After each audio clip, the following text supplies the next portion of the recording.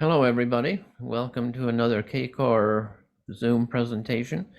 It's my pleasure to introduce Diana Beresford Kroeger, somebody that I met back in about 1971. She was a student at Carleton University, and we shared a research bench. And that sort of has stimulated an ongoing friendship. And one of the things that is really interesting is Diana's Irish background. And we were talking about that just a few minutes ago before we started that. And it's interesting that the photo that we have before us right now is her sitting in the extensive forest of near Galway. It's an image that was used in promoting Call of the Forest, and it's a video or a movie that Diana did. She's an extensive book writer. She lives just south of Ottawa right now. She has an extensive forest property, and with it, in the Arboretum and on her property, she is one of the few people in Canada that's actually doing propagating of native trees in order to make sure that they are surviving through the environmental changes that are before us. So at this point, Diana, I'm just going to turn it over to you. People will have had an opportunity to read the introduction that is available before the presentation, to invite people here. And so I'm interested in the story that you're going to tell us. Diana. Thank you very much, Phil. It was a pleasure to see you, and a couple of more faces in that are ahead of me that I know your faces. This talk, this chat I'm going to have is on forests and climate change. And I want to dedicate this little talk to my father-in-law, who was deputy of NASA, and to a good family friend, Werner von Braun, and to my great friend, E.O. Wilson of Harvard, who was the man who coined the idea, the thought of biodiversity. And he died about a year and a half ago. He was a wonderful person. I have come to bury Caesar and not to praise him. In other words, I have come not to lecture, but to have a talk, to have a gas bag. We are looking at a world, a global catastrophe, which is already happening in many parts of the world. And I think climate change is too important for politicians. It has to be addressed by us, the ordinary people of this unique planet. And I've done my little bit over the years, writing books, and the film that you talked about, it is gone all over the world. It is called Call of the Forest, The Forgotten Wisdom of Trees. It went viral in India, and it's really gone all over the world. So as well as writing books, which are important to write, the film shows the visual aspects of what really I've been trying to do. And the shot that you see was set in Raheny Woods, which is a wood which was owned by the last High King of Ireland. And that was in the 9th century. And he had an advisor, a druidic advisor, a woman who was very, very clever called honoris. And she predicted the time of now. She predicted the time that in this century, we would have some catastrophe that we would have to deal with. And when I was a child in Ireland, I was a member of the O'Donoghue Bera family, which is an aristocratic family living. Our seat is in the Castle of Ross, which you can find on the internet if you wish. And I'm the last member, the last child of that family. And when I was made an orphan at 12, 13 years old, I was not given money, I was given wisdom. And I was given a Brehon wardship, which meant that I was taught Ausgaelga, that means in Irish, in the language of Ireland, for 3 years. The amazing aspects of the heritage and the knowledge of the heritage that was given to me Now, I don't know if most of you are pretty well Irish here by looking at your names. You've got an Irish background anyway. That the language of Ireland, the language of England too, English, was based on the on part of the Brehon laws, and the landscape of Ireland was subsumed into a literature, and the Ogham script was made by a man called Ogma at the time of Christ, a little bit after the time of Christ, and that became the beginnings of the English language. Sanskrit had been there before that, but the next language was English. So for you, to give you an idea of how useful some of these words are, hospital is ospedale in Gaelic, on car, which is the car you drive, car, and so on and so forth. So you use the Ogham script actually on a daily basis, and you don't really know it because it's translated into English right now.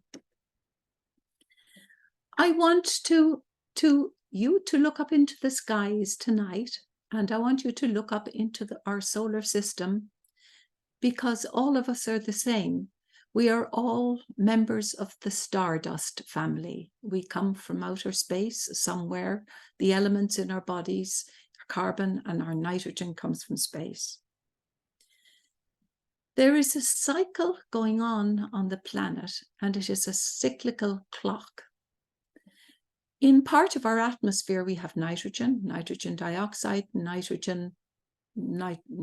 various forms of nitrogen in the atmosphere. And the neutrinos from outer space come through our atmosphere, hit the nitrogen, and turn it into carbon-14. Carbon-14 plus one atom of hydrogen. That is the nitrogen clock. And what that is something unusual. The nitrogen, or at least the carbon-14, is an isotope with a given number of years attached to it. And that mingles with the normal carbon-12, which is in our atmosphere, which is in your bodies, my body, which is in all the trees, which is in all the plants, which is in the living system of this planet. And what that carbon does, is it sails over to oxygen and forms carbon dioxide. So we have two kinds of carbon dioxide in the atmosphere. We have C14 carbon dioxide and C12 carbon dioxide. All of them are odorless, they're colorless, and they're not flammable. So that's one of the problems of climate change. The carbon dioxide, we have too much carbon dioxide in the atmosphere, and it's affecting the climate. And people can't see it. They can't smell it. They don't know it's there. The only proof that it's there is scientific proof. So it's very difficult for the ordinary population to absorb this fact. So you can say to yourself, oh, well, okay, what kind of history do we have? If you know your history, you actually can come up with some solutions. Our history of this planet, the history of planet Earth, based on this C14, based on the carbon clock, tells us that we were a rock in space with carbon dioxide, a huge amount of carbon dioxide in our atmosphere, just like Venus is today. Once upon a time, a long time ago, that was the case. But something very extraordinary happened. The atmosphere, if you want to, it's not really an atmosphere, but the presence in space of proto-amino acids led to the design for life. And how life happened on this planet, I don't know, and you don't know. We don't know the answers to those things yet. Maybe it was divine, maybe it wasn't divine, maybe it was the monkey playing with the piano, came up with Bach, came up with Rachmaninoff. We don't know. We just simply don't know. So we have carbon dioxide in the atmosphere. And what has been happening for the last 500 million years is something kind of unique. The carbon has learned to do something quite extraordinary. It has learned to be divided into carbon and oxygen in a process called metabolism for you and I, and photosynthesis for the plant kingdom, all of the plant kingdom, even the plant kingdom underwater. How did this happen? We don't know. We really don't know. That a structure got built out of the carbon, and we call it right now, and it's only in our lifetimes we know the name to this, is called DNA. DNA was discovered by a woman called Rosalind Franklin. And Rosalind Franklin was a physicist. I think she was working in Cambridge. She was a brilliant young woman. And she used X-ray crystallography, looking at the top side of this molecule, this huge molecule. And she saw it had a rose design on it. And then she figured out from there that it was a double helix. And then, unfortunately, she died. Her lab was broken into, her research was taken, and we know the rest of the story, but the rest of the story is there, and it's truth for us. We have DNA, we have the identification of DNA, and then we have the identification of RNA, and so on and so forth. It seems to be that DNA has been really the master handler of life on this planet for a very, very long time. And the strange thing about it is that it's built into two channels. One channel made all the flora, and the other channel made all of the mammals and the animals, and so on and so forth on the planet. So something in your lifetime and in my lifetime happened. Was a man called Einstein. And Einstein was, as we all know, was a brilliant genius. He was very interested in light. And what he discovered was that light had a straight line vector, but light also had a sine wave movement on it. And in the sine wave movement, he couldn't figure that out. And the funny thing is, he liked to smoke a pipe, and he liked to stand under trees, but he didn't realize that his sine wave was the answer to photosynthesis. And photosynthesis is something that has really changed the vision of the world forever. Photosynthesis is the most important chemical reaction that takes place on this planet. And it is a quantum reaction. And it is an extraordinary reaction that the sun can land on the earth, can land on the flora, and the sun has the capability of plucking carbon dioxide out of the atmosphere, shearing it into two. One of them is oxygen that you're breathing. 60% of all of the oxygen that all of us, you, me, all of us is breathing comes from the flora, comes from the greenery of the planet. Then the other part, the carbon, gets lickety-split, put together into sugars, sugars into muscle, muscle into trees, trees into lignin, lignin, parenchyma, sclerenchyma, so on and so forth in trees. So we have a two-way run. Now, what has happened over the lifetime, my lifetime, from whence I was a child to the time of now, from whence I'm a Neolithic elder, let's look at it that way. In that short time, we have done something kind of extraordinary. We've invented the chainsaw. We've invented methods of destroying the forests. What have we done? We have caused climate change, you and I, and your families, and everybody you know, every single one of us has caused climate change. And we have also taken down too much forest.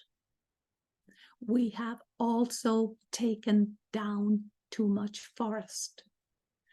The machinery of photosynthesis is championed by the tree, is championed again by the forests, the great forests of the planet. The machinery of photosynthesis is a green machine based on quantum mechanics. The photons from the sun land on the magnesium central part of the chlorophyll and changes the valency of the chlorophyll, knocks it down, knocks one electron down, and it is by one electron at a time in the forests, in all of the trees of the planet, that oxygen is produced and carbon dioxide is sequestered and broken down into carbon and oxygen.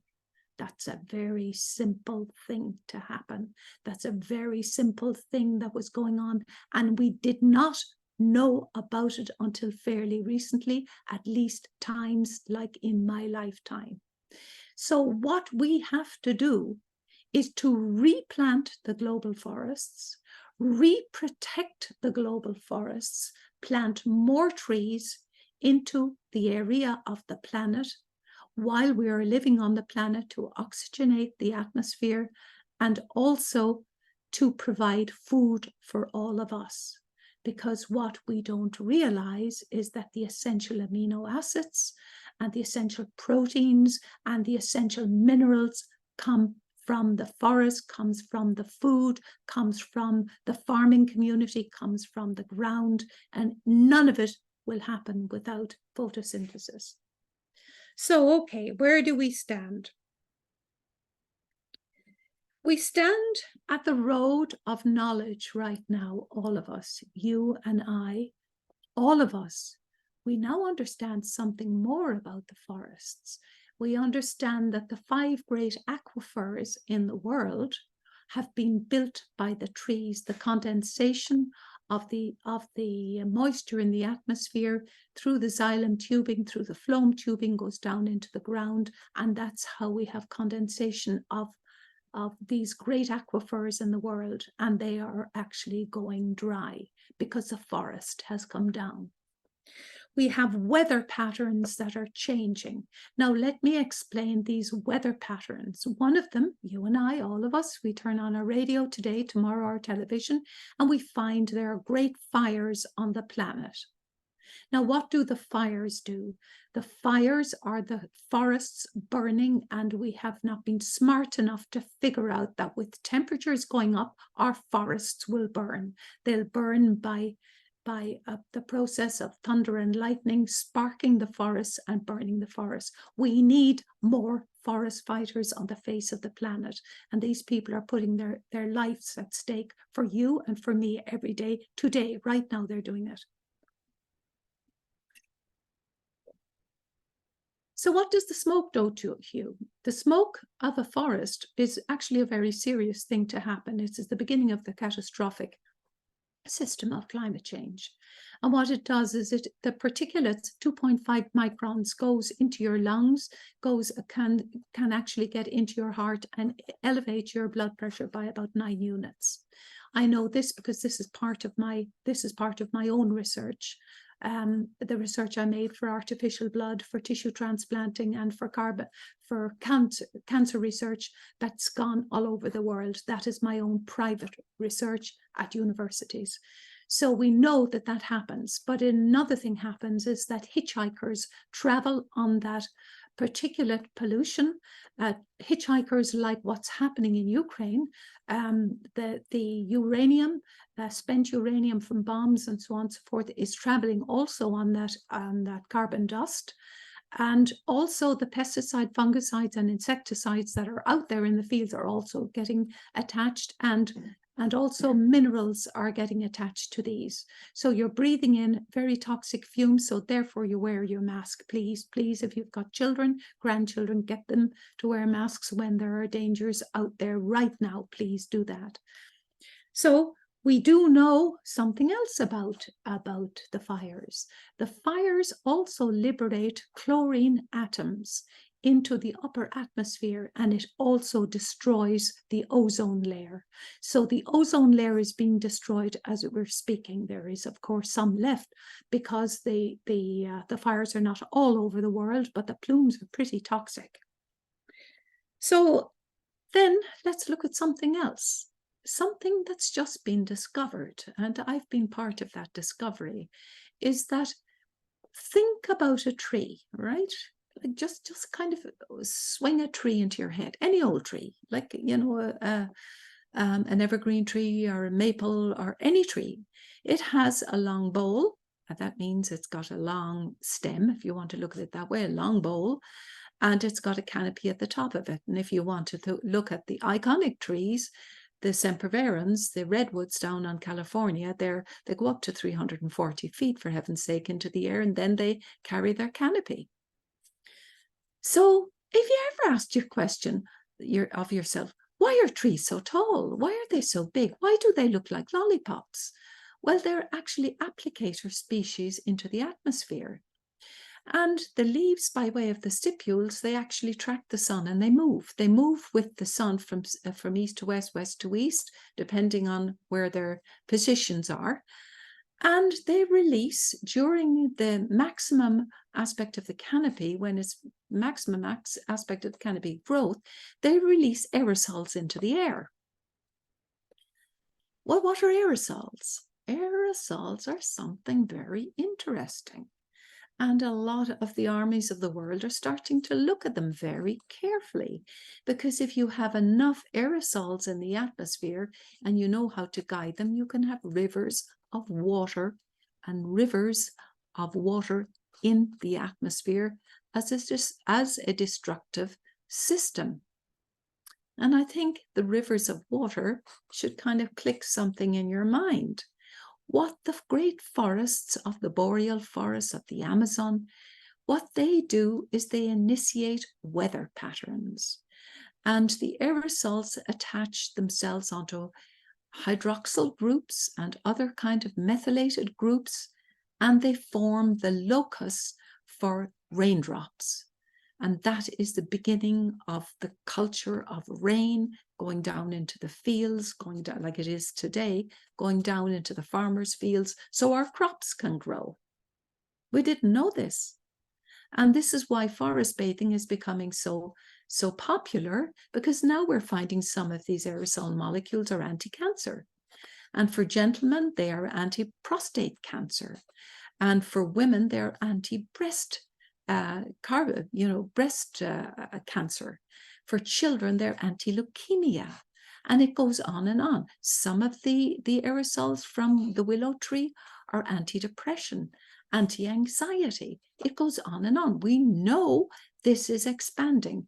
And the research on this has been done at MIT and at the University of Finland, and 19 different physicists have been working on these problems and have solved their problems.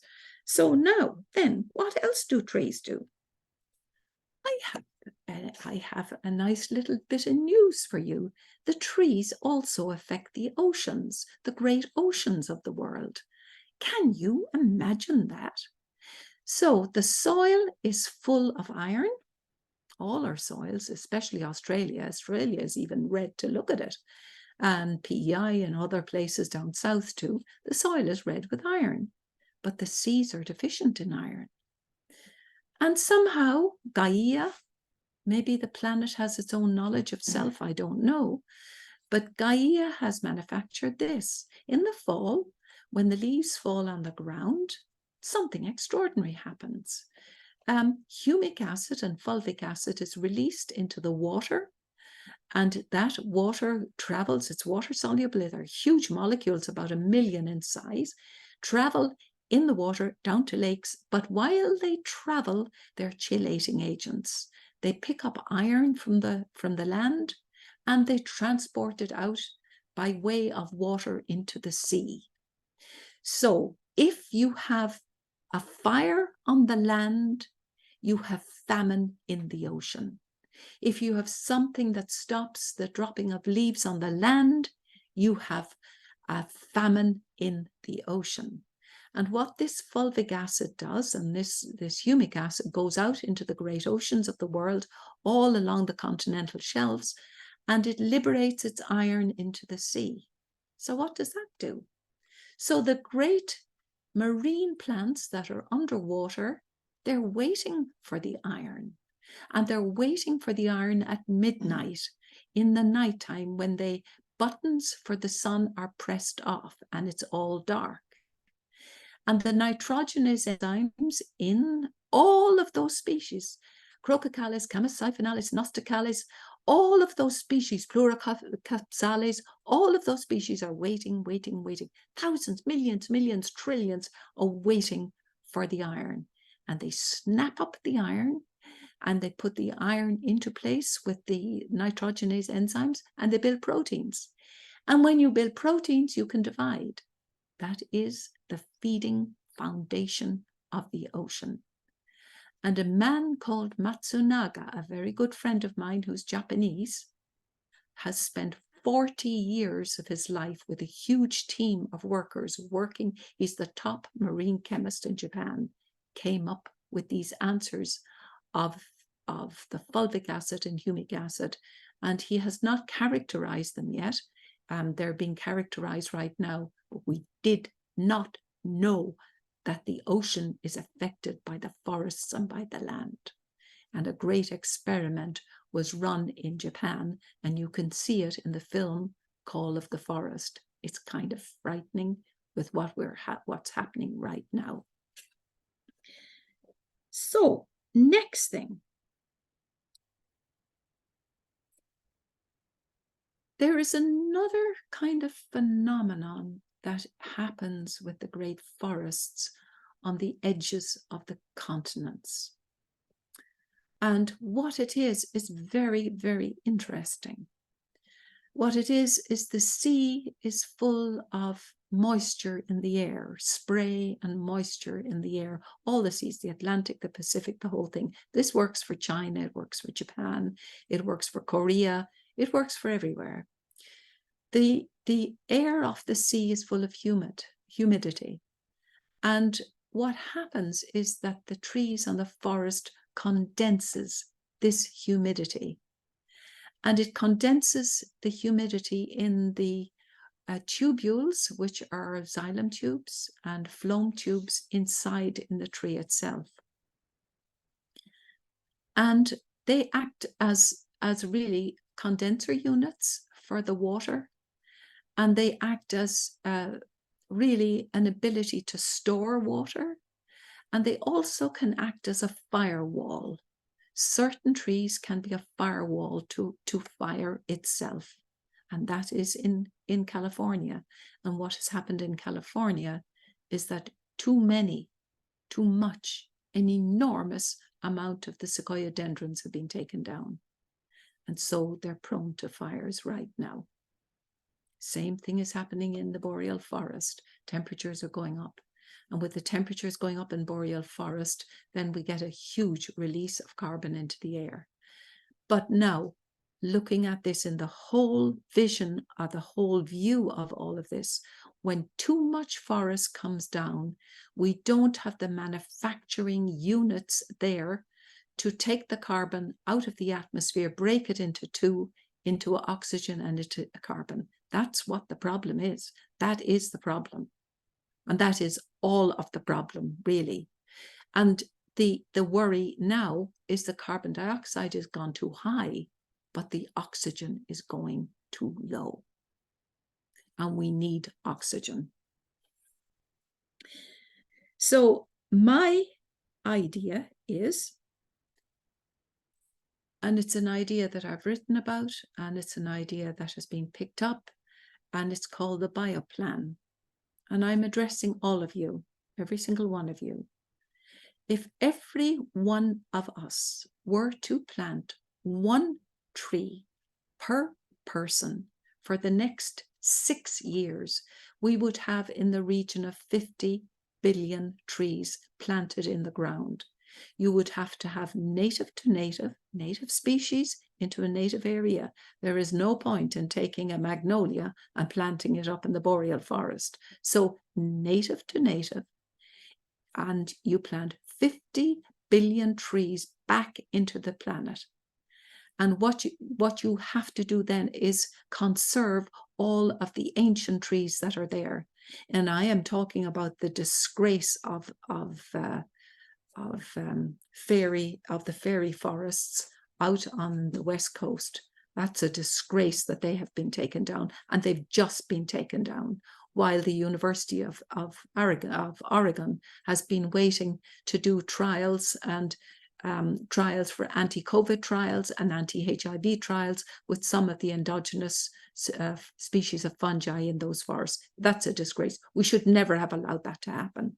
But I'm saying protect our forests and plant 50 billion trees into the ground. Look after them. You don't just kind of get a shovel and stick them in the ground and say, la, la, la, they're going to grow. You just have to keep an eyeball on them, because it's your fault. If climate change is your fault and my fault, so we plant the trees back. Then let us look at a thought that we have is called biodiversity. Biodiversity has been absolutely disappearing. It's been disappearing off the face of the earth. Did you know that in Canada, the feeding tree for the First Nations was the kingnut, Carria lacanosia? And that feeding tree, I have 5 of them in my arboretum, and I've spent 25 years looking for them. And so far as I know, there are 2 or possibly 3 of those trees left on the whole continent. They're feeding trees, and they're trees that fed the First Nations. And this is why the First Nations did not have memory problems, did not have Parkinson's, did not have all the mental diseases that we have right now, because they contain oleic, linoleic, and linolenic acid. They're the essential fatty acids that feed the brain and feed the connecting system in the body. And most of our food doesn't have that anymore. And the Aboriginal people did have it, and they were pretty smart pretty smart people for their times, and they still are for today. But there are only 5 that I know left. I had 1 tree crop off last year, and I'm hoping some of them will crop off this year, and they are going all across the whole eastern part of this continent. That's just one example, and that's just one example of many. Nobody on the continent, nobody has taken care of this. And I've been doing it for about 40 years. And really earlier on, I suppose they thought I was a lunatic, because I discovered that some of these trees are really seriously beyond endangered. For the Petilia trifoliata crucidifolia, I was tied into a helicopter by a leather kind of hanging gear, and I traced 200 miles track after track after track by helicopter. I was hung out of the helicopter, and I had binoculars to try and find the Petilia trifoliata crucidifolia. I did find one on the last day, and now it is under armed guard. That is under armed guard and has been since I found it. There's a very wealthy woman in Texas who is paying for the guard day and night to protect it. It's the last tree on the planet, and we're propagating it. Who would have thought that? But let me tell you another thing about that tree. That tree has got marmosan compound in it, and it is a synergistic compound. If I gave you 1 aspirin, it becomes 50 or 100 aspirins. If you had cancer problems and I gave you the marmosan, you would have less cancer problems than you would ever even dream of. And cancer is an interest of mine too, and I've done a huge amount of research in cancer. So it is very important to maintain biodiversity, because we think we're smart. Well, if you're smart enough, go out and make a tree. If you think you've got enough knowledge, go out and form a tree. You can't do it because you don't have the algorithms to be able to work the algorithms on DNA right now and RNA to be able to do something like that. So we're in a flux. So now, I say again, I'm asking you to be my ambassadors. I'm asking everybody to be my ambassadors. When I did the conference for the New York Times, I asked everybody in the world to be our ambassadors, not just for me, but just for yourselves, for your children, and for your grandchildren. And I'm going to ask you to look up the word tanistry, Tanistry, tanistry. And it's under the old Brehon laws, the Celtic laws of Ireland. Tanistry has to be understood again, and we can't have these crackpot leaders governing our world where they're going to lead it straight into destruction. So look up tanistry. And I want all of us to have a community, Community building is very, very important. Here in Merrickville, I know there are a number of people, actually Chuck is one of them, he's involved in community building. He helps me, he helps all kinds of people. That's community. We are helping one another in Merrickville, the whole blinking lot of us. So I'm asking you out there to do the same thing. And if there is somebody you don't really like, look, get over it.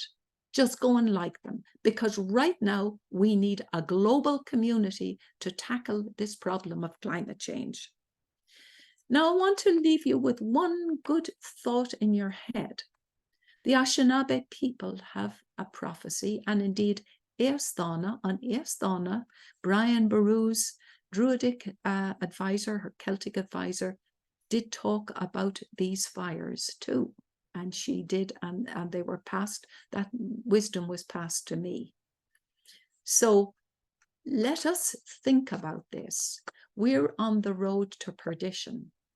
And what the Anishinaabe people say, we're in the time of the seventh fire. And the seventh fire could be a Holocaust for all of us. Or if we pay attention to nature and start to respect, the word is respect, and love nature, then we will have the opportunity, and our children will have the opportunity for the eighth fire.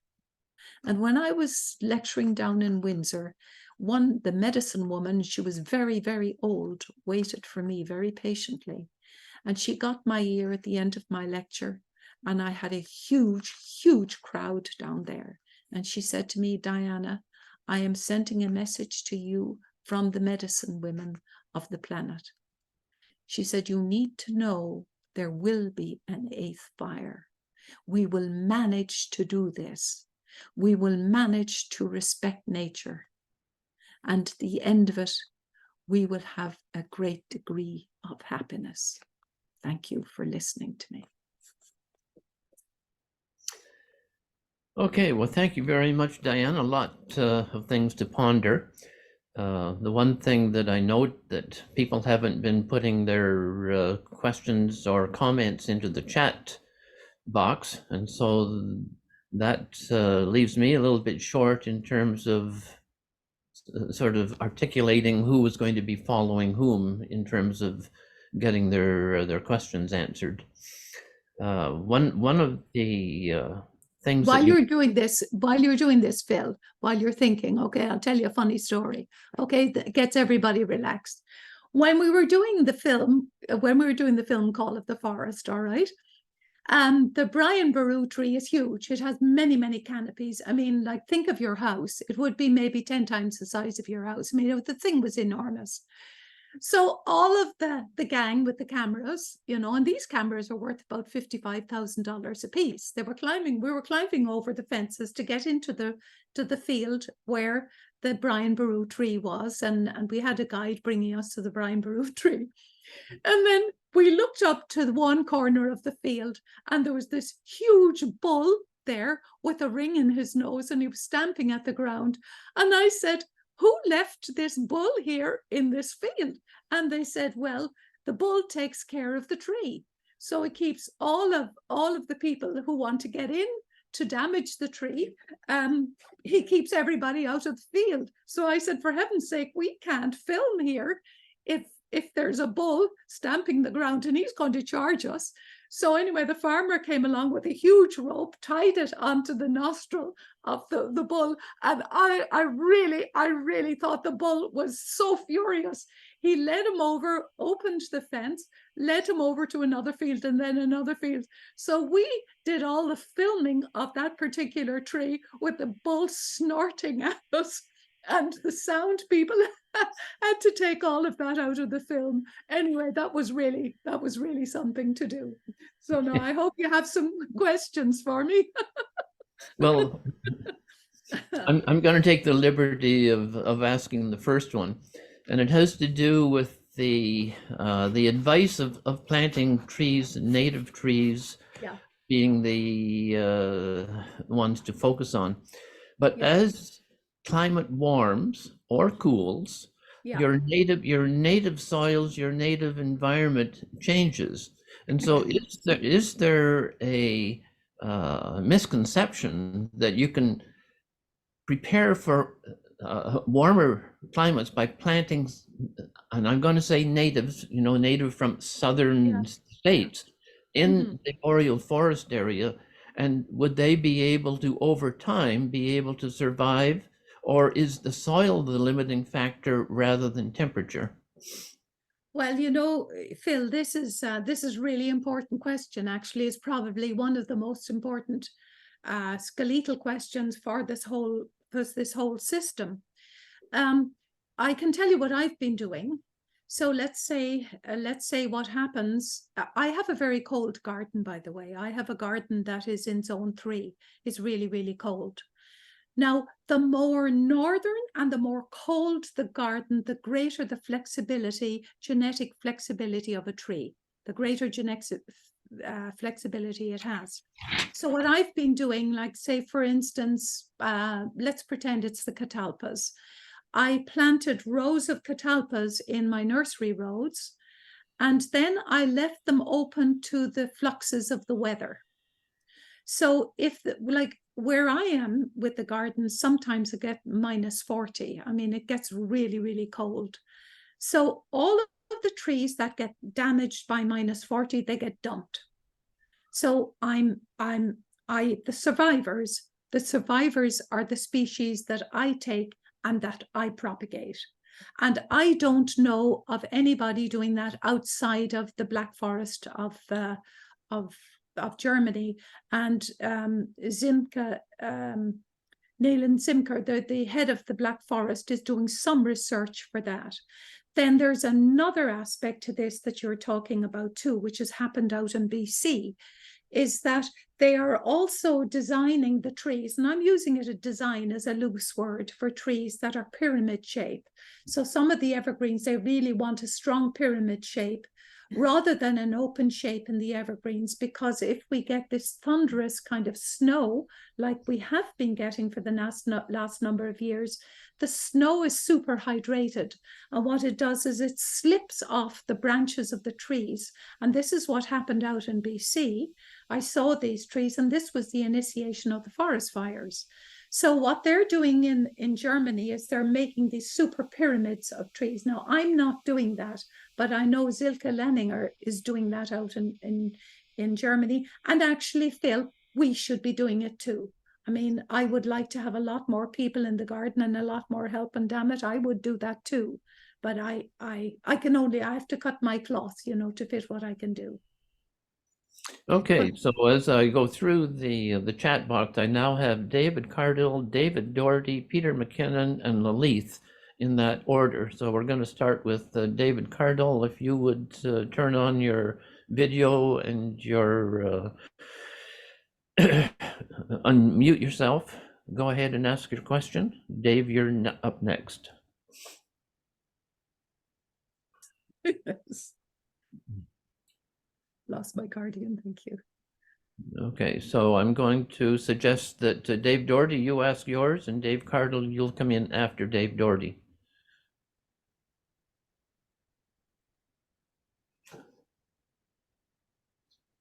Dave, you're muted. Okay. All right. So thank you, Diana. And I was wondering if you could answer this question. With about 55 gigatons of carbon dioxide equivalent emissions last year, if you can include land use and land use change, assuming that we can't get immediate substantial cuts, which we're not doing, how many mature trees, that's mature trees, would be needed to sequester a single year's worth of emissions? Well, it would be 1 billion trees, approximately. And as a matter of fact, there's another phenomenon going on, and I've got a big book coming out in February, next February, and we can re-engineer the carbon dioxide in the atmosphere into a balance. I don't really want to talk about that right now, but we're buying ourselves time. We're buying ourselves time by paying attention to the forests. That is what we're doing. And there's all kinds of other things that can be done. You can re-engineer machinery, you can do all kinds of stuff. But you haven't been addressing these things. Not in this country. It's been going on in some other countries, but Canada needs to take the lead in this, in my opinion, because it's such a big country and we're full of smart, super smart young people. Okay, thank you very much. You're welcome. David Cardle, are you prepared? I've flagged him. He has not responded. Okay, so Peter McKinnon and then Lalith.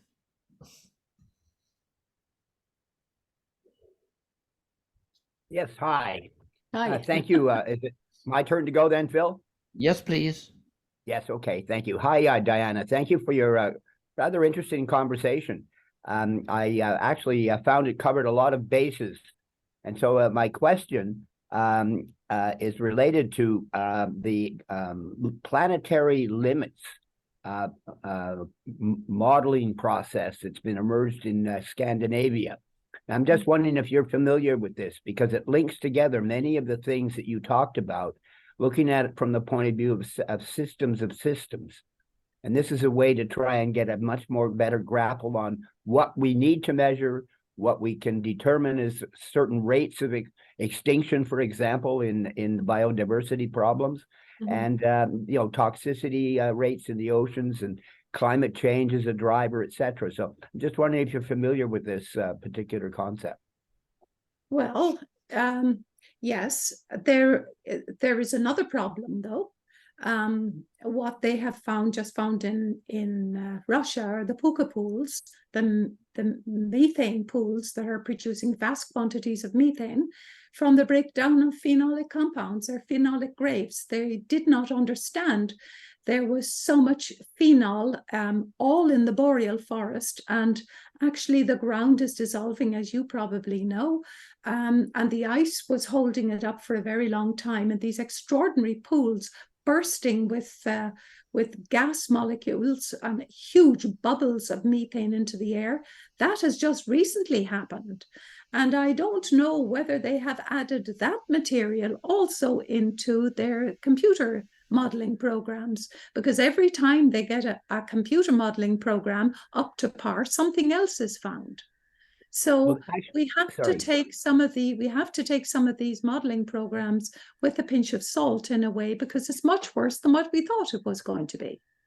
Well, actually, this isn't a modeling. It's not computer modeling in the sense of, setting out algorithms.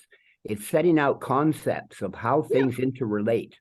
So it's more like a systems analysis, if you like, but looking at it from the point of view of the interrelationships. And then that leads to creating some equations in the future. And to answer your question or your comment about methane and other activities in the permafrost regions, yes, these are definitely taken into account, including the toxicity of soils. So, they even use the root mean, I guess what's called the 2 meter depth soil temperature globally as one of the standards in doing some of their soil calculations. But anyway, that's my question, and I just wanted to make a clarification for you. I noted in your opening comment that you referred to neutrinos as causing the isotopes, or like carbon type isotopes. It's actually cosmic rays. It's not neutrinos. Right now, there's over 100 million neutrinos going through. Well, I would refer you to the equations in the Merck index on that matter. So please look that up. Neutrinos are incredibly tiny. I understand all of that. I did physics too. Anyway, just a point. I would refer you to the Merck index and look up under carbon, and you will find the neutrino. You will find that neutrino equation, and it will be to your satisfaction, I'm sure. Thank you. You're welcome. Okay, so Lalith, you're up with the question, and then it's going to be Anita Thorhog, and then Mary Hagan, and I also have Ugo Bardi on tap. So, Lalith? No audio, Lalith. Oh,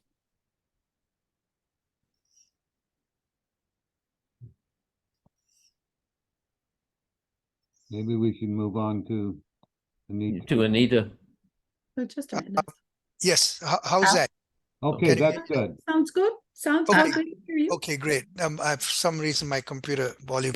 Diana, thank you very much. It was so nice to listen to your talk. I saw your movie also, and then read your book, Global Forest. And that book Samantha and we've been buying as gifts for all kinds of people. That's a birthday gift that we give out because it's such a rich book.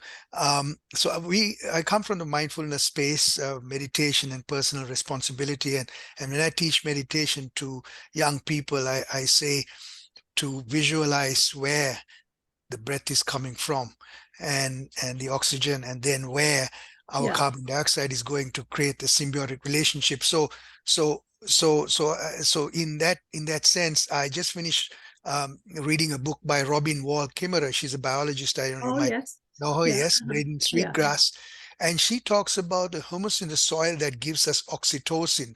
And then I further dug into this to realize that there's research going on about soil and even the microbes that are giving us, helping us to get out of depression and all that. What are your thoughts?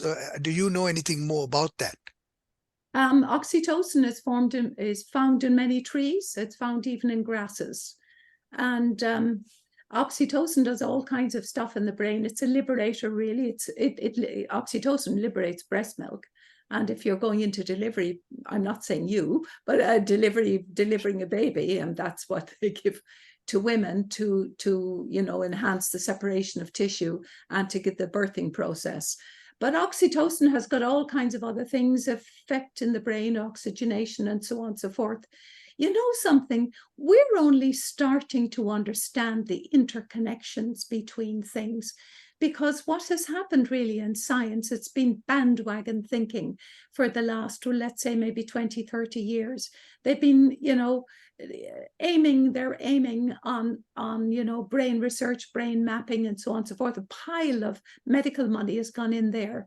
But personally, I think we need Renaissance thinking. Like you're doing meditation, okay? You're doing meditation with the kids. Well, you're changing their their cortisol levels. So the kids have a much, much lower cortisol level, flight and fright of the adrenal cortex, and it really edges them down and gets them more relaxed and able to listen to themselves. So I would really like to see more meditation, actually. And I don't like the concept of what's going on in society right now. There's an anti-religious system going on right now. Like this big book that I have coming out in February. I end it with a hope of life. I end it by saying life is a vestment which is to be worn with love and with care. Now, up to now, most of the publishing houses would not take that because it has a spiritual context. Well, for crying out loud, we need a spiritual context, because if we don't have it, what else do we have? I mean, money, you depend on your gold we need it for our love, loving one another, loving our friends. So what I did a really mean thing. I said to them, well, if you don't want this book, I have loads of publishers down in New York who take it. And believe me, they're fighting one another for this book, because some of my books I'm auctioned down in New York for the rights of the book. So I said, well, okay, you don't have to take the book, because I already have about 10 publishers who want to take it. Oh, we take it. I said, okay, you take that, then you take my thinking about meditation, because prayer, meditation, silence, quietness, an sunas in Gaelic, hunas in Gaelic language, agus an sunas in non-Gaelic language, is a holiday for the brain. It's a holiday for the mind. And we have to have that to hold respect for ourselves and respect for other people. I really believe that. So I'm actually stepping in those icky footsteps to try to maintain that, because I think it's very important. That's beautiful, Dana. Thank you very much. You're welcome. Okay, so Anita and Mary Hagan, and I don't have any other questioners that I can see after that. Thank you so much, Diana, for an inspiring talk. And I particularly like the light Celtic twist that you put on the entire history that you've given us, which makes it much more acceptable to listen to it.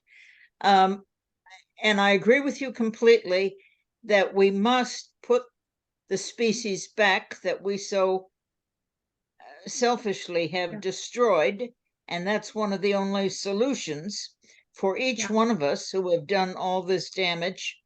But of course, Canadians, Russians in particular, who own the largest forest in the world, Brazilians in the United States, and only one or two other countries have the mother lode of the forests, and everybody else has almost destroyed their forests completely, all the other countries. I'm asking the question, what species do you think are particularly important? And I'm sure you have this written in a book someplace or in one of your writings, as to the most important species in the different ecological zones to be putting back, and then what the bulk of the species would be. So I'm asking you to refine a little this question of just putting trees back, but let's decide on what trees we're going to put back and where. And I'm sure you've thought about this deeply. Well, that's a timely question, and thank you for that important question. The film I did, this documentary I did, had more people on seats than any documentary has ever had in Canada since the beginning of the film. The film in 1972. The film, I can't remember anyway the name. The official filmmakers. In 1972, and Al Gore's crowd came after me to find out what the heck do we do when I showed it in Broadway? How can we do the things that you're doing? Okay, what I did is, with that film there is an app, and the app it's a guideline app called calloftheforest.ca. That's all you have to look up. Calloftheforest.ca, and you will see all of North America broken down into the growing zones in the whole of the continent, down into growing zones, and each growing zone has 4 suggested trees, sometimes 5. And some one of the suggested trees, some of them are babies to me that I know they're getting endangered. So I have a number 5 in some places to try and get, like the Quercus Douglasii for the blue oak for California, because there are very few of them left. So you can look up the app and you can get anything you want. Also, I describe the trees in terms of their medicine, that if you've got cancer in your family, any part of your family, there are certain trees that you have to have in part of your bouquet to protect your families. So what I did is I did a huge roll of wallpaper. And the roll of wallpaper, I did all of the app systems on the wallpaper, and I wrote a book that went underneath that, and that was all the science digested into ordinary English speak in that whole app, and that went out to Winnipeg. And the kids out in Winnipeg, they all have PhDs in IT and so on and so forth, put it all together, and it's a fantastic thing they did. On wallpaper. Thank you. On wallpaper. Thank you. You're very welcome. You're very, very welcome. Okay, and so Mary, you're going to be up next, and then Ted Manning and Dave Doherty. I have questions. Hi, Diana. It's Mary Hegan from your Hello, community near Marrickville. Nice to see you. Yeah, and it's my pleasure. And I'm proud to report that your black walnut tree that you put on my shoreline of the Rideau River is now over 30 feet tall. It loves where it's growing, and now I have to make sure it stays there forever, of course. Yeah. My question to you is, you have talked to many people across the planet about trees at this point, and you stressed today the importance of community action Yes. for trees. Yeah. Could you describe a few of your favorite community actions that you have seen or heard about, that you might suggest to us to take action locally? Well, Mary, you and I know one another very well. This is a very hard question actually to answer, and I don't really have all of the answers myself. I raised $1 million for the city of Ottawa. Okay. I went into the city of Ottawa and I planted the first tree of the 1,000,000 trees. And I and a singer, we raised that $1 million. And the tree was a basswood, and that is called it's a basswood, and it actually acts as a pollinator for every tree in the area and for gardens in the area in the city. I never heard another word. That was $1 million. I never heard another word of that. Another thing I did for Just Food, I gave them all of the species out of my garden. They had truckloads of species leaving my garden, plum trees, cherry trees, apple trees, all of the cuttings, all of everything to start the feeding, the food systems that were going in for free food in the city of Ottawa. Never heard another word. I also raised another $1 million for the same kind of tree planting myself. And they just go off and the money just seems to disappear down the tubes. So I think what I have to do if I'm doing anything is engage a lot of people together and have them as ambassadors for different places, and to try and do it that way, because I think that may be the only way to do it. And maybe, like, let's say, Mary, let's say I did a little course, let's say I brought some people into the garden, or some bunch of people, let's say 20, 30, 40, because I did that for the monarch butterfly. I had people even from Asia in the garden for the monarch butterfly, and that monarch butterfly program really did work. And it's worked all over North America.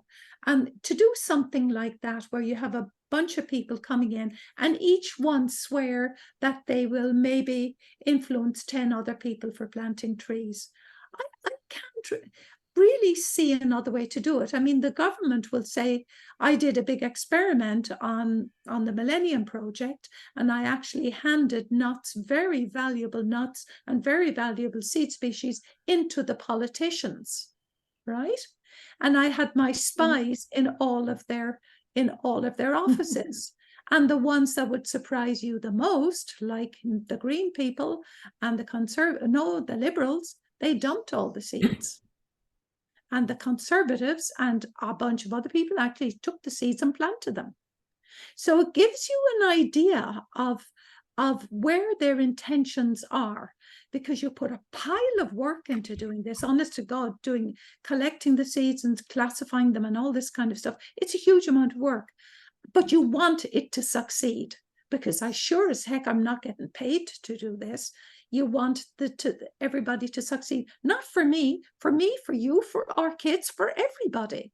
So I don't really honestly have a very good answer for you on this.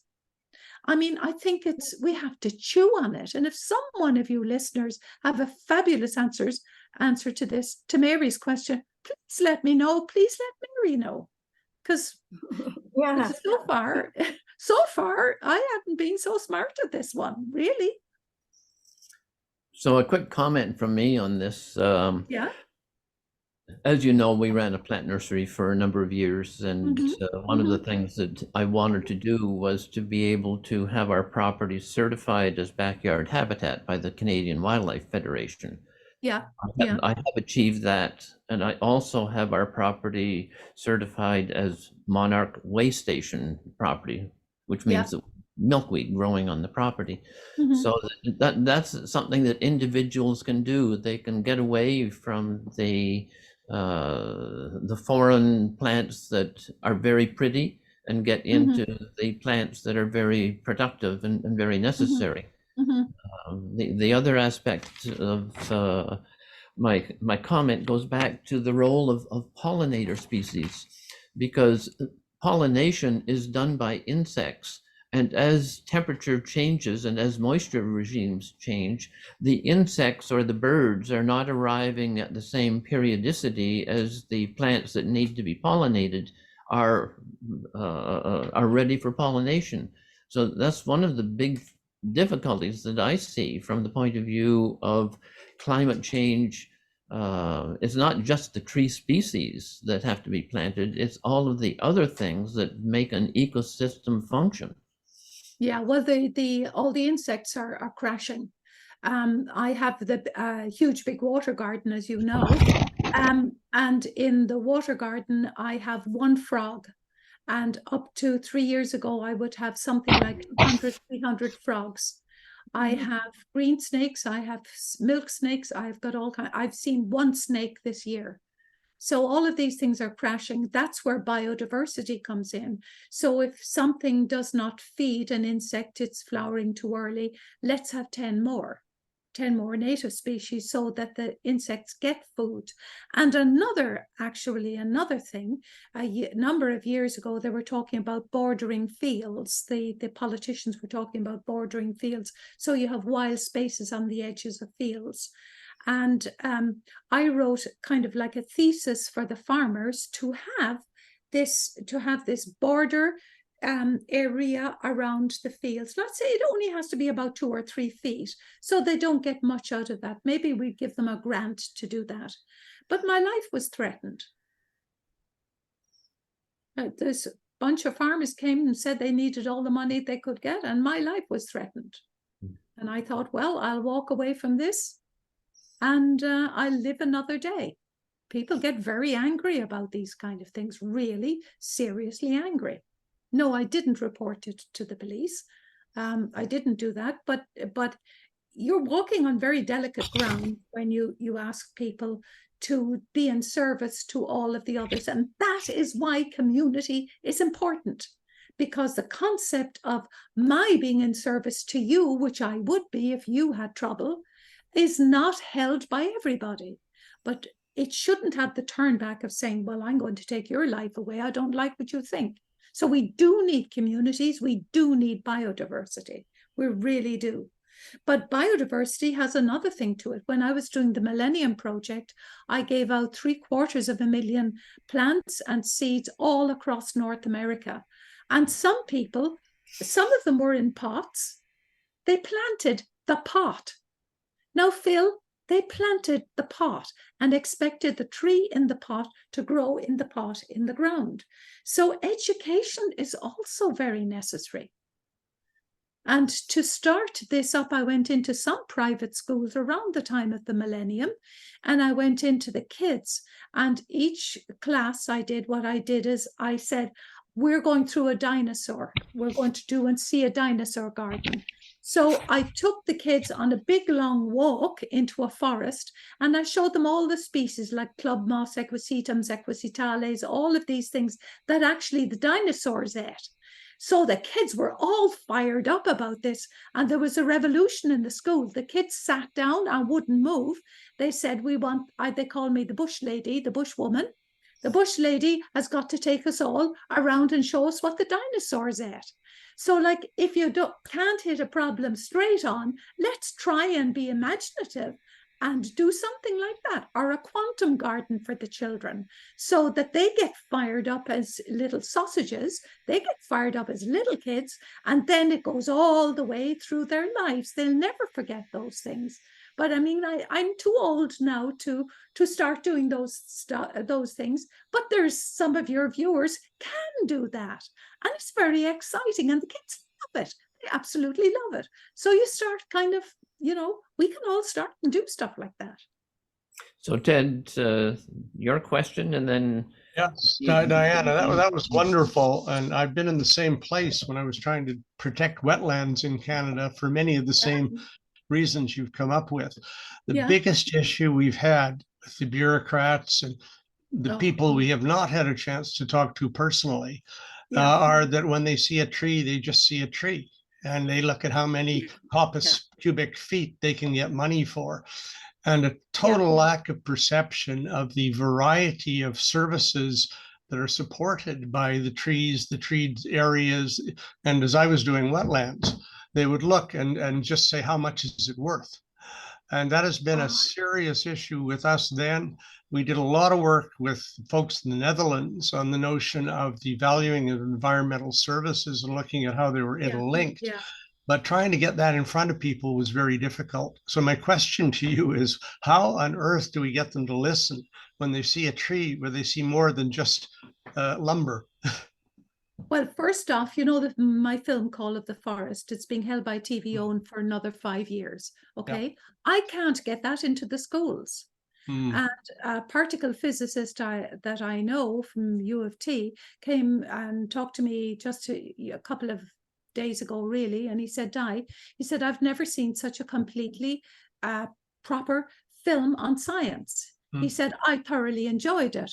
So get the film, doesn't have to be my film, somebody's film in front of the kids and get it okayed by the board, the educational board of Ontario, of the country. But I did a sneaky thing once, a really sneaky thing. I was asked to do mentoring in the schools, and I love doing mentoring in the schools because I love the kids. So I went in, and this was three combined grade 12 classes, okay? And they wanted to know about trees. These kids did. So all the kids were in the room. I mean, but the room was just bulging with kids. But I asked the teachers to come into, all the teachers, right? So what I did is I positioned the room over the trees that were outside in the yard, the schoolyard, right? So I didn't ask the kids. I asked all the teachers to come up in a row, and I said, you tell me what those trees are. Are they, Thuja occidentalis? Are they maple trees? Are they what? You tell me then. You're teaching these classes. You tell me first, then I'll tell the kids. Not one teacher could recognize and name a single tree outside that window. So I said to the teachers, you sit down next to the kids and I'm going to tell you about the trees. And then the next class you come in, you remember that and you tell the kids. They need to know, they have to know. They have to know. That's the first time in the history of North America. Forget about being Irish, forget about being an immigrant, forget all that stuff. In North America, the Aboriginal people, all of the Aboriginal people, those little sausages, those little kids that they had, could name and give you every tracery on a tree, whether the nuts were sweet, whether the nuts were sour, whether they were this or whether they were that. They knew that the leaves of the aspen can go on skin and can stop all mosquito bites. They knew all this stuff. So now the kids need to be taught that now. And then once they know it, they'll respect it. Thank you very much, Diana. I can facilitate some access to the Royal Canadian Geographical Society. You would, I think, support that kind of stuff if you want to talk. And I tell you, I'll be right behind you. If you get the Canadian Geographic to do something, and look, I'll tell you, do it for the schools. If somebody would come in, I know loads of filmmakers. Well, they have their school program designed to do things very much like that. So let's talk later. Yeah, well, then think about the kids and think about, the teachers. Have another shot for the teachers, because how are they supposed to know? I mean, if it's not on the agenda for the kids, and the kids need to. And the thing is, it makes it exciting for the kids. It's not the boring English, not the boring mathematics. You take them out by the ear and you show them something really dirty and icky, and they love it. I mean, I like it. They love this stuff, And we've got it in our hands here. This is a beautiful country. And the wetlands, oh, God bless us and save us. We have wonderful wetlands. And we should be appreciating them. So, yeah, get those fellows doing those films. And I will applaud you. So Thank we you. move on at this point. Jean, you have a question? I do. And before I ask the question that I put in there, I do have one comment, especially with respect to distributing trees. I know one really successful program that happened when I was in school in Alberta, and I think that there's a similar program here. Every grade 3 student was given a sapling that they were expected to take home and plant in their gardens.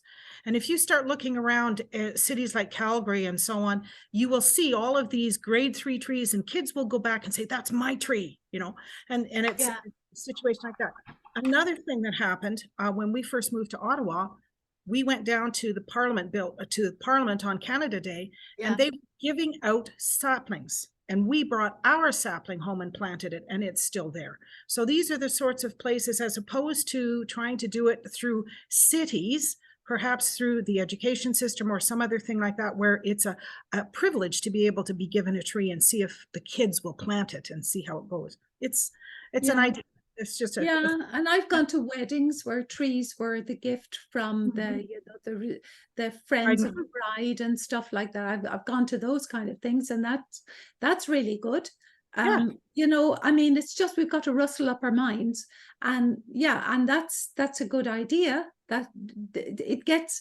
And in Australia too, in Melbourne, I think I had heard that what they were doing, the kids were given a tree to plant, and then they had to email the tree. You know, like they had to keep, you know, photograph it, keep contact with the tree. And apparently that's very successful too. So, you know, like it's there, we do have to go crazy really and see. And another thing in Ireland, what they did is they took all the leaves of one tree and put them all out and measured the distance. That's a math class. Yes. You know? Lots of different ideas. You're right. Yeah, that was a good one, I thought too. Yes. Thank you for your suggestion. So Anyway, Jean, you actually had another question. I did have a question. Oh, you did? Oh, no. I did, okay. not just a comment. The question I've got is, recently in Canada, of course, we've had these massive fires that everybody's been hearing about and knowing about and breathing about. But there are certain places in Canada where we have had fires within a very short period of time. And when they start seeing the regrowth on these fire-prone areas that have had, especially in the boreal forest, where they've had fires occurring within 5 to 10 years, two things have happened. First of all, there hasn't been enough time for there to be substantial regrowth and moisture replenishment in the soils. But secondly, what ends up happening is that we end up with savannas coming out, and we're starting to get splotchy tree areas. Have you had any insight that could help us in terms of trying to maintain the continuity of our boreal forest? Because there's not a lot of people who live in those areas. And how can we manage the forest better so that we don't end up with splotchy forests and savannas in between? Yeah, well, the savannas can be dealt with by putting an epicenter forest. You put one high quality, high genome tree that is a special tree. You put it in, you protect it. And that tree can represent maybe 100 hectares even, because in time that will actually propagate all around and out.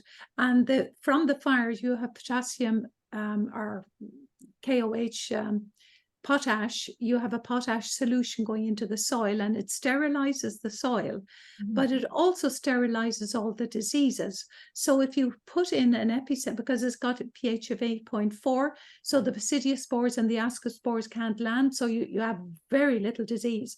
So the idea is to plant an epicenter tree, starts a forest. Like, I mean, the forest will be there in 20 years.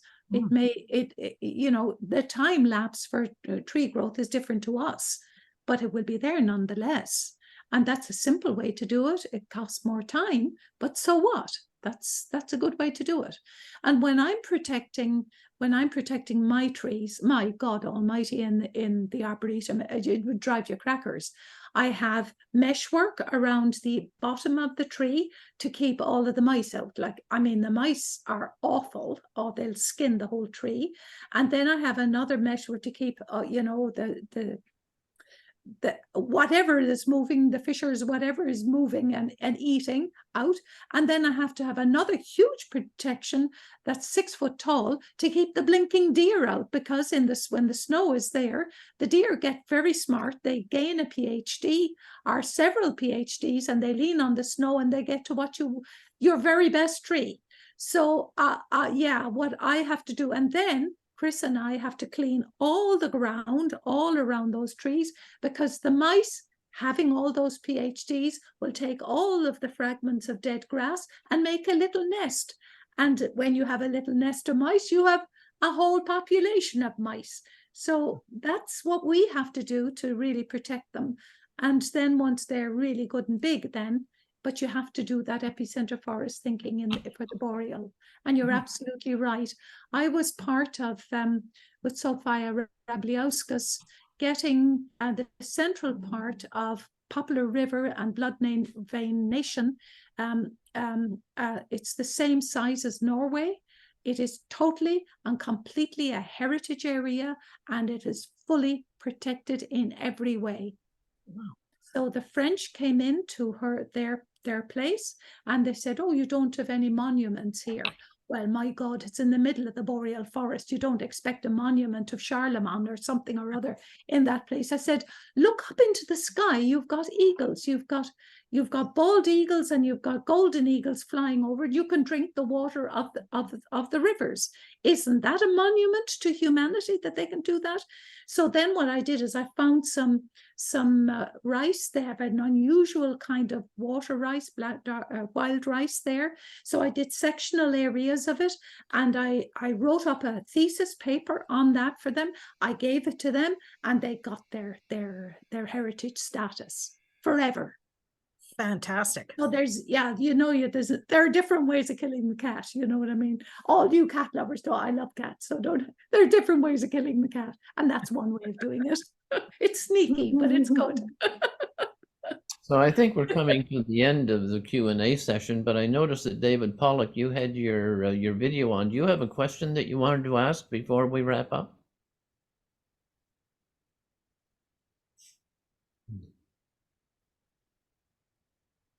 I guess not. No, thank you. It's just been fascinating to listen to everyone, and I'm just mulling things over. Diana, this has been terrific. Thank you. You're very welcome. So okay. I don't have any other questioners. So good. Jean, are you going to do the thank you? I would be delighted to do that. So Diana, it's my pleasure and my privilege to be able to thank you on behalf of the Canadian Association for the Club of Rome for giving this really interesting presentation today. It's wonderful that you have some positive ideas that can be put forward, and ways in which we can try and deal with some of the problems that we're facing, because frankly, many of the things can be really, really overwhelming. Yeah. So thank you very much for the presentation that you gave today. And I hope everybody has an opportunity to say thank you very much for what you've been able to do today. So thank you. You're very welcome. And it's my honor to be here and to hear your enthusiasm too, because I expect you're all going to be working too, just like a slave like me. We try.